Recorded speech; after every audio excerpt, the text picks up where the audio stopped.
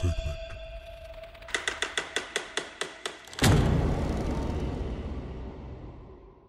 আসসালামু আলাইকুম, welcome to fear segment. Fear সেগমেন্টের 125 নম্বর পর্বে তোমাদের সবাইকে স্বাগত জানাচ্ছি। আমি ফাহিম আছি তোমাদের সাথে। আশা করি তোমরা যে যেখানে আছো সবাই অনেক ভালো আছো। তো গাইস, আজকে প্রায় 4 মাস পরে আবার ভিডিও নিয়ে তোমাদের মাঝে চলে আসছি। যারা আমার রেগুলার লিসেনার আছো তারা অবশ্যই আমার এই অ্যাপসেনে অনেক বেশি রাগ করছো। সবার কাছে আমি ক্ষমা চেয়ে নিচ্ছি, আর ইনশাল্লাহ এখন থেকে আমি রেগুলার ভিডিও দিব। তো গাইস, আজকে তোমাদের জন্য বেশ অনেক দিন পরে একটা লোমহর্ষক ঘটনা নিয়ে আসছি। তো আশা করি তোমরা কানে হেডফোন লাগিয়ে অলরেডি রেডি হয়ে গেছো। আর গাইস, সরাসরি ঘটনাতে চলে যাব। তার আগে বলতে চাই, যারা তোমরা তোমাদের জানা ঘটনা আমাদের সাথে শেয়ার করতে চাও, আমাদের দর্শকদের সাথে শেয়ার করতে চাও, আমাদের ফেসবুক পেজে, ইনবক্সে অথবা মেইলে লিখে পাঠিয়ে দিতে পারো, অথবা ভয়েস রেকর্ড করে পাঠিয়ে দিতে পারো। অবশ্যই কোনো এক এপিসোডে সেটা শোনানো হবে। সমস্ত লিঙ্ক ডিসক্রিপশনে দেওয়া আছে এবং স্ক্রিনেও দেওয়া আছে, তোমরা চেক আউট করবে অবশ্যই। তো আমি আর কথা বলাবো না, সরাসরি ঘটনাতে চলে যাচ্ছি।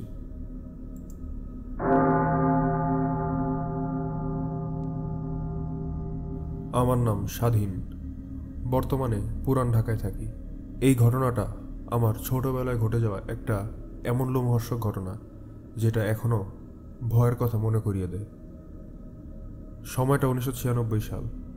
আমার বাড়িতে আমরা 4 জন লোক থাকতাম। আমার বাবা মা, আমি এবং আমার ফুফাতো ভাই। আমার ফুফাতো ভাইয়ের বাবা মা খুব ছোটবেলায় মারা যায়, যার কারণে তার দায়ভার আমার বাবা নেয় এবং সে ছোট থেকে বড় আমাদের বাসাতেই হয়। বলতে গেলে আমার থেকে বেশি সেই ছিল সেই বাসার কাজের। আমি একটু ডানপিটে ছিলাম। সারাদিন বনে বাজারে ঘুরে বেড়াতাম, খেলাধুলা করতাম, দৌড়াদৌড়ি করতাম, পুকুরে ঝাপাঝাপি করতাম। তাই বাবা মার সব কাজ, আমাদের ঘরের সব কাজ যখন যেটা পারত আমার সেই ফুফাতো ভাই করে দিত। আমার সেই ফুফাতো ভাই বয়স আমার থেকে বড় ছিল। ঘটনাটা ঘটে তার বিয়ের বেশ কিছুদিন পরে। আমার ফুফাতো ভাই আমাদের বাসারই একটা রুমে থাকতো।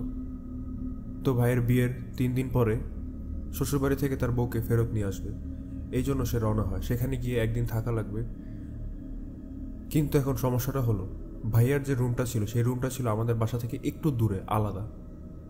আর তখন আমাদের গ্রামে অনেক চুরি ডাকাতিও হইতো। তো এই চুরির ভয়ে ভাইয়া বারবার চিন্তা করতেছিল যে সেখানে কাকে রেখে যাবে। আমার মার সাথে আলোচনা করলো, আমার বাবার সাথে আলোচনা করলো। তখন সেখানে আমিও ছিলাম। তো আমি ভাইয়াকে বললাম, ভাই আমি থাকবো, সমস্যা নেই। এই কথা শুনে ভাই একটু অবাক হলো। তার কারণ হলো আমি একদমই নাছোড়বান্দা টাইপের একটা মানুষ, স্থির কখনোই থাকতে পারি না। তো আমাকে এত বড় একটা দায়িত্ব দিবে সেটা ভাইয়া কোনোভাবে ভরসা পাচ্ছিল না। পাশ দিয়ে আম্মু বলল, আচ্ছা ঠিক আছে, সমস্যা নেই, স্বাধীন থাকবে, তুই চিন্তা করিস না। আম্মুর আশ্বাস পেয়ে ভাইয়া একটু নিশ্চিন্ত হলো। ভাইয়া সেদিন সকাল সকালই তার শ্বশুরের উদ্দেশ্যে রওনা হলো। সারাটা দিন আমি অন্যান্য দিনের মতোই কাটালাম। রাত যখন 10টা কি 11টা, তখন আমি ভাইয়ার রুমে গেলাম ঘুমানোর জন্য। আমাদের এই বাসাটার একটু বিবরণ দিয়ে নেই। আমাদের বাসাটার সামনে ছিল একটা পুকুর, এক পাশে ছিল বাগান, বাড়ির পিছনে ছিল একটা উঠান, উঠানের এক কোণায় ছিল একটা টয়লেট, আর আমাদের বাসার আর পাশের বাসার সীমানা বরাবর মাঝখানে ছিল একটা কবর। সেই কবরটা ছিল একদম আমাদের টয়লেটটার পাশেই। সেই কবরটা ছিল রবিউল নামের একটা লোকের। তার মৃত্যুটা অনেকটা অপঘাতে মৃত্যুর মতোই।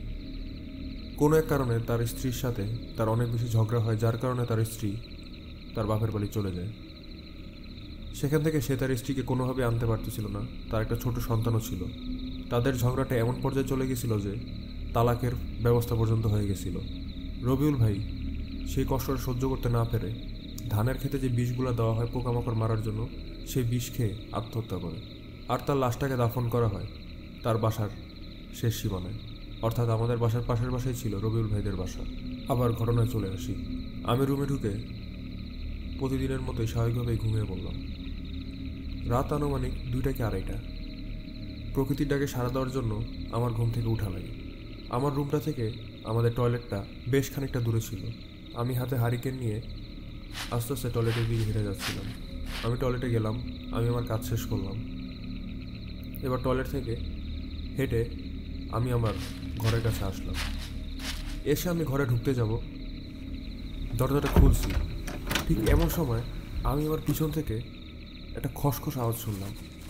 আওয়াজটা এমন না যে আমার খুব কাছ থেকে আসতেছে, কিন্তু আওয়াজটা বেশ খানিকটা দূর থেকে আসতেছে, আর অনেক জোরে খসখস আওয়াজ হচ্ছে। মনে হচ্ছে কে যেন মনে হচ্ছে কে যেন শুকনো পাতার উপরে দৌড়াদৌড়ি করতেছে।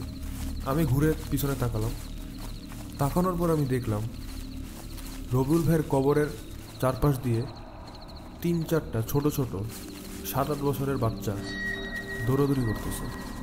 এটা দেখে আমি সাথে সাথে আমার রুমের ভিতরে ঢুকে গেলাম। রুমের দরজাটা লাগিয়ে দিলাম, রুমের জানলাটা পুরো একদম চাপিয়ে দিলাম। জানালার এক কোণা দিয়ে আমি দেখতে লাগলাম সেই ভয়ানক দৃশ্যটা। আমার জন্য সামনে কি অপেক্ষা করতেছিল আমি তা জানতাম না। জানালাটার ফাঁকা দিয়ে আমি দেখলাম 3-4টা বাচ্চা একদম উলঙ্গ অবস্থায়, 7-8 বছরের বাচ্চা, তারা সেই কবরের আশপাশ দিয়ে দৌড়াদৌড়ি করতেছে। আর তারা হাসতেছে, ছোট বাচ্চারা যেভাবে হাসে ঠিক ওভাবে হাসতেছে আর কবরের চারপাশ দিয়ে দৌড়াদৌড়ি করতেছে। হঠাৎ করে তারা সবাই দৌড়াদৌড়ি থামিয়ে দিল এবং গোল হয়ে কবরের চারপাশে বসলো। বসার পরে 2 হাত দিয়ে সমানে সেই কবরের মাটি ঘুরতে লাগলো। এইটা দেখে আমার সমস্ত শরীর একদম কাটা দিয়ে উঠলো, আমার সমস্ত শরীরে ঘাম এসে পড়লো। আমি কি দেখতেছি আমার চোখের সামনে? এগুলা আমি কি ভুল দেখতেছি? আমি আমার ঘরের ভিতরে এদিক ওদিকে তাকালাম। আমি স্বপ্ন দেখতেছি না তো? না, আমি তো কোনো স্বপ্ন দেখতেছি না। আমি যা দেখতেছি সব বাস্তব। আমি আবার সেই জানলার ফাঁকা দিয়ে বাইরে তাকালাম। আমি দেখলাম সেই 3-4টা বাচ্চা সেই কবরের ভিতর থেকে একটা লাশ বের করলো।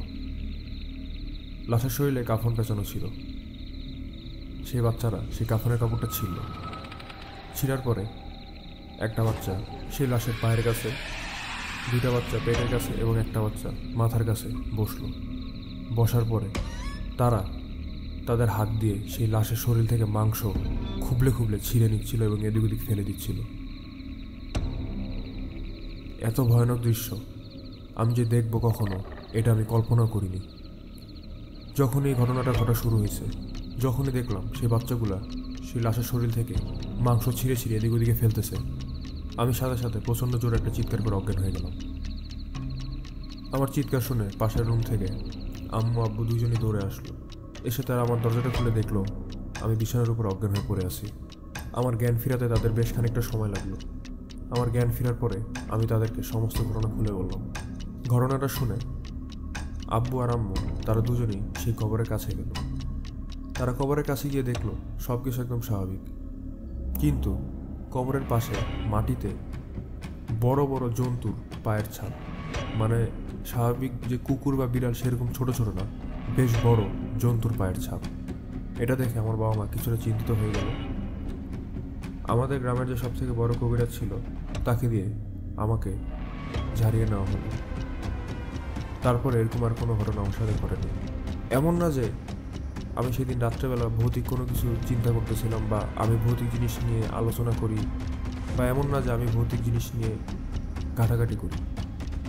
যদি এমন হতো আমি ভাবতাম যে হয়তো আমার চোখের ভুল বা আমার চিন্তার ভুল ছিল, কিন্তু হুট করে এমন একটা জিনিস আমি কেনই বা দেখব? তাই আমি বলতে পারি যে সেদিন রাতে যা দেখছিলাম আমি সব ছিল শতভাগ বাস্তব।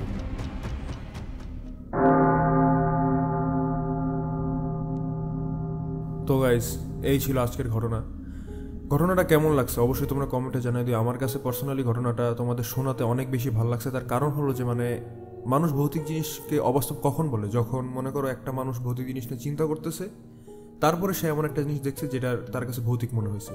এখন এরকম হইতে পারে যে সে ভৌতিক চিন্তা করতেছে, এই জন্য একটা স্বাভাবিক জিনিসও তার কাছে ভৌতিক মনে হয়েছে, কিন্তু এই ঘটনাটা একদমই উল্টা।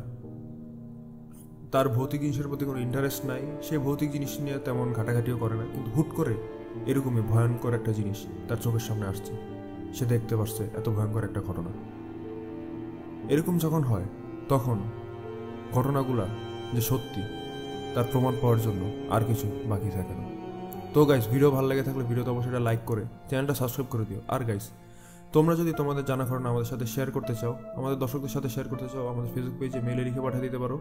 সমস্ত লিঙ্ক ডিসক্রিপশনে আছে এবং স্ক্রিনেও দেখতে পাচ্ছ, অবশ্যই চেক আউট করবা। আর গাইস, যারা এরকম ভৌতিক ঘটনা শুনতে পছন্দ করে তোমাদের সেই সব বন্ধুদের সাথে অবশ্যই আমার এই ঘটনাটা শেয়ার করে দিবা, যাতে আমাদের ফ্যামিলি সংখ্যা আরও বড় হতে পারে আর আমি তোমাদের আরও নতুন নতুন ভৌতিক ঘটনা শোনাতে পারি। তো ভালো থাকবা সবাই, নেক্সট ভিডিওতে দেখা হবে সবার সাথে। আর believe it or not, it happens.